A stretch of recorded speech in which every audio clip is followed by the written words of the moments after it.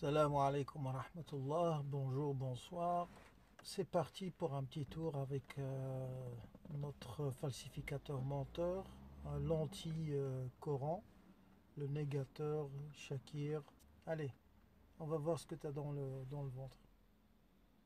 Chercheuse de vérité, salam alaikum. Je vais vous parler dans cette vidéo de djihad. Est-ce que le djihad est toujours d'actualité après la mort du prophète ou le djihad a, a été, on va dire, Et, dans la langue française, on ne dit pas le djihad. C'est bon, c'est un peu. Tu la prononces à l'américaine, à l'anglaise, je sais pas, mais à ta manière. Arrête. Même en français, on dit le djihad. Mais bon, mais tu dois essayer de te différencier des autres, hein.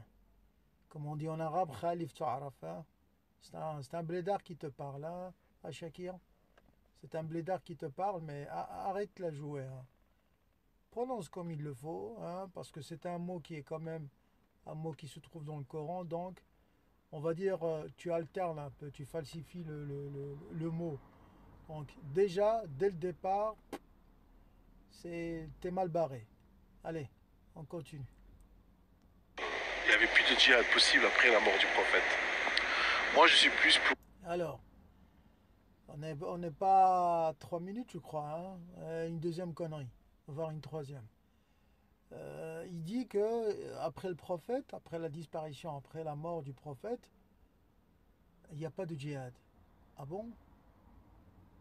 Toi qui es le Marocain, enfin, tous ceux qui sont passés au Maroc et qui ont colonisé le Maroc, enfin, colonisé ton pays, donc voilà, tes arrière-arrière-grands-parents, enfin, tes parents peut-être, je sais pas, mais bon, tu t'es présenté comme marocain, français, marocain, enfin, d'origine marocaine. Ah ben, le Maroc, il a été sous l'occupation espagnole, à une partie au nord. Les Français, quand Tanger elle était internationale, bon, il y avait de tout le monde. Il y avait aussi les Anglais. Donc alors, je te pose la question. Tes arrière-grands-parents, est-ce qu'ils ont fait de la résistance ou pas? Et pour quelle raison? C'est normal. Si tu poses la question à n'importe quelle personne douée d'intelligence, normalement conçue, ben, lorsqu'il y a une force coloniale qui attaque un village, une ville, une cité, un pays par exemple, notamment le Maroc, hein, pour ne pas citer que lui, donc les gens, qu'est-ce qu'ils font? Ils rassemblent leurs forces pour se défendre.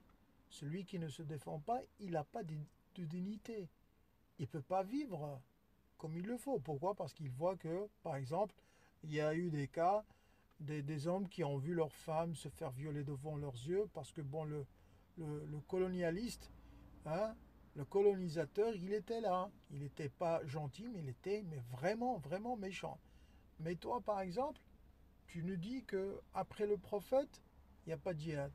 Ça veut dire, par exemple, nos voisins, les Algériens, quand les Français ont colonisé ce pays pendant presque un siècle, les Français, ils ont fait quoi? Ils ont croisé leurs bras ou bien ils ont vu que les Algériens, ils se sont constitués comme force résistance, résistante, etc., etc. Mais tu racontes n'importe quoi. Toi, maintenant, le soi-disant, parce que tu t'attaques toujours aux prédécesseurs, à ceux qui t'ont précédé, hein, les gens de jadis, tu les appelles euh, les hommes de la grotte, de la caverne. Toi, le civilisé. En France, je ne sais pas dans quelle ville, mais si jamais ta famille se fait attaquer, tu vas me dire que tu es un divorcé. Tu t'en fous des femmes parce que chaque semaine, chaque mois, je sais pas, chaque 3 mois, tu es dans les bras d'une garce. Il faut le dire, hein. C'est pas ta femme, c'est une garce. C'est une traînée, c'est une zania, c'est une fornicatrice. Comme toi, tu es un fornicateur déclaré, plein temps, tu te caches pas. Bon, on verra ta fin, mon malheureux. Alors, quelqu'un qui s'attaque à ta petite femme, hein. Imagine-toi dans ton salon avec ta petite femme. il s'attaque à toi. Il ne s'attaque pas à toi. Il te téléphone, il te dit que voilà, ton fils, hein, parce que tu as parlé de ton fils dans tes vidéos. Parfois il te téléphone, peut-être que c'est ta copine qui te téléphone. On ne sait pas, mais tu étales ta vie privée. Mais enfin, bref. Tu m'intéresses pas, tu n'intéresses pas les gens, mais je veux dire, voilà, c'est les informations que tu nous donnes. Ben, il faut te titiller, hein, Coco. Alors, on s'attaque à ton enfant. Si tu as des enfants, on s'attaque à tes enfants, à tes parents. Tu fais quoi? Tu fais quoi? Tu fais quoi? Tu leur dis, je vous tends la joue gauche, la joue droite, la fesse droite, la fesse gauche. Tu fais comment? Tu nous as montré un jour que tu faisais de la musculation. C'est pourquoi? C'est pour épater les petites vieilles, c'est ça? Hein? Les veuves? Les divorcés? Ou bien c'est pour faire quoi? Tu faisais de la musculation, tu fais du sport, c'est ça?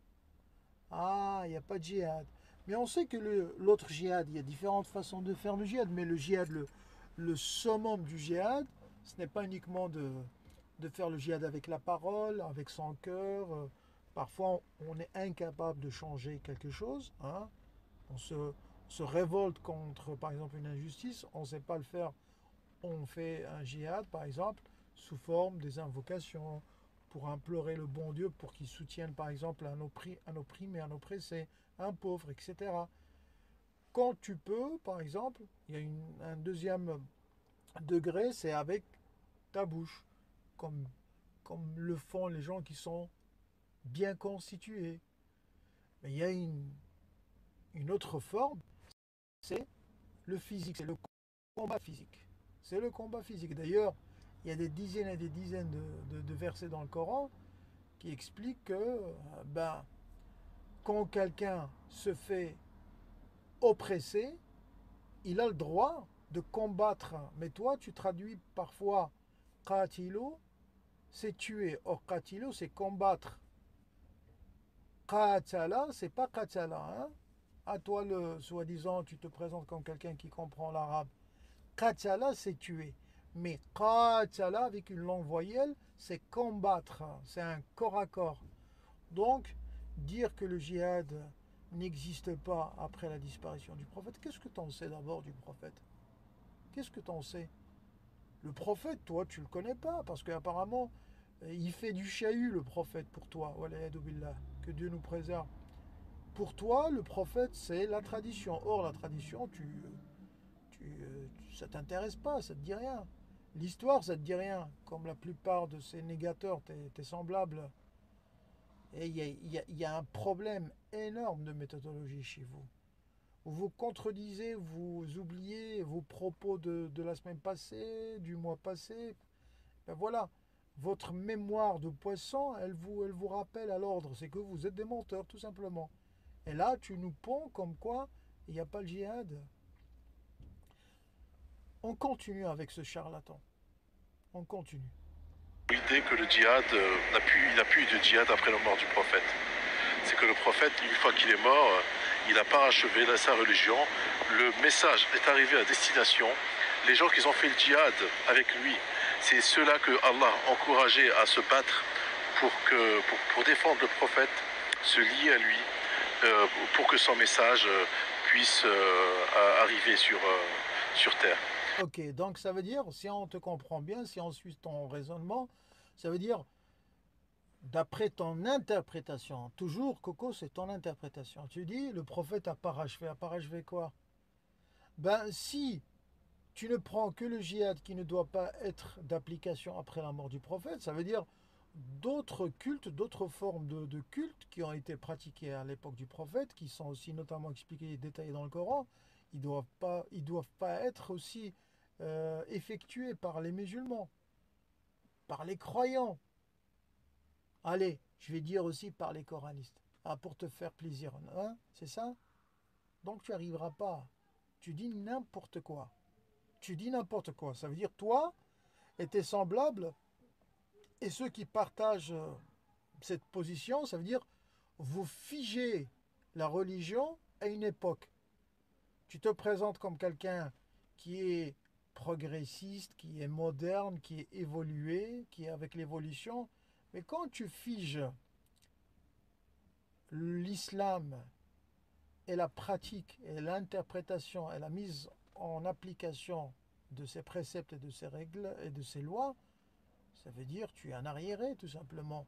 Ça veut dire que tu n'es pas quelqu'un qui est pour l'évolution.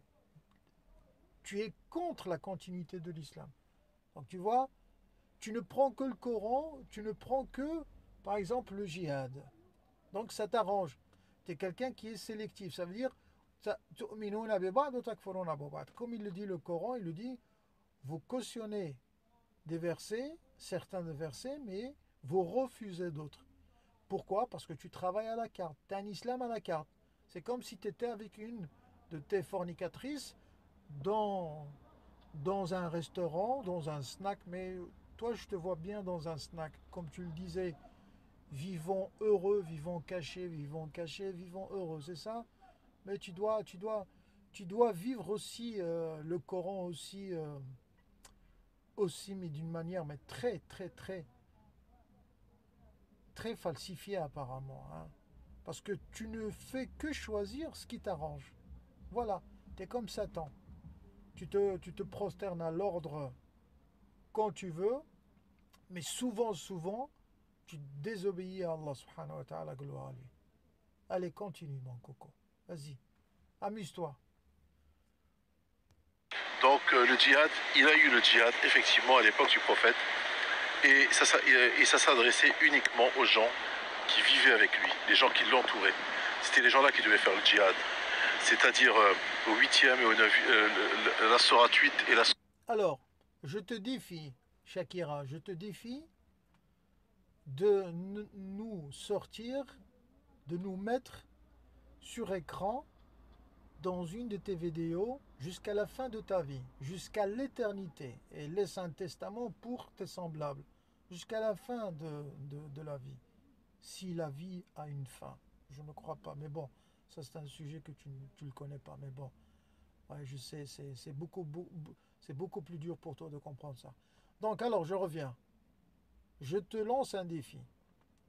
Sors-nous du Coran un verset qui stipule noir sur blanc que le combat n'a été réservé que uniquement et uniquement pour le prophète et sa société de l'époque. Vas-y, fais-toi plaisir. sourate 9. Donc le djihad, une fois que le prophète... Il n'y aura pas de verset dans cette vidéo. Oui, je sais, il n'y aura pas de verset, subhanallah. Enfin, je te pose une question et tu dis, enfin, je ne l'ai pas fait exprès, hein, je vous promets, il dit, il n'y aura pas, il n'y aura jamais, il n'y aura jamais. Vous dites que vous positionnez comme, vous vous présentez comme des coranistes, soi-disant. Mais quelqu'un qui est coraniste, il doit apprendre par cœur le Coran. Tu n'as pas besoin de ton iPod, de ton téléphone, de ton Internet.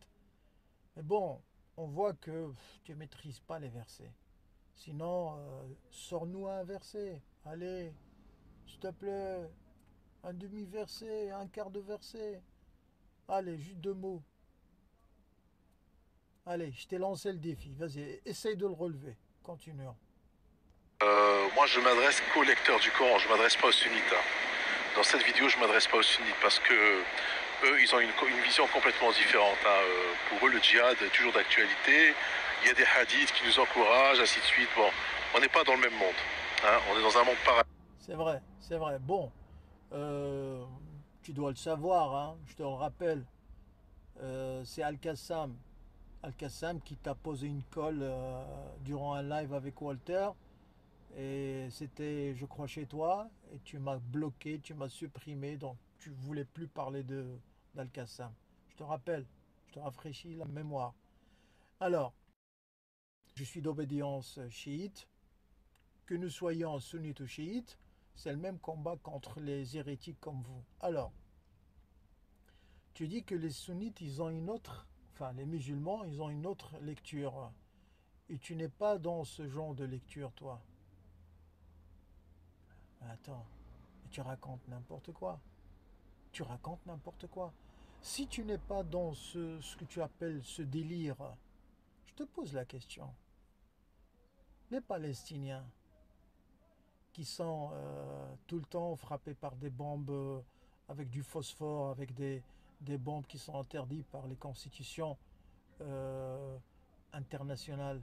D'ailleurs, tu fais l'éloge de la civilisation actuelle et de l'Europe, de l'Occident.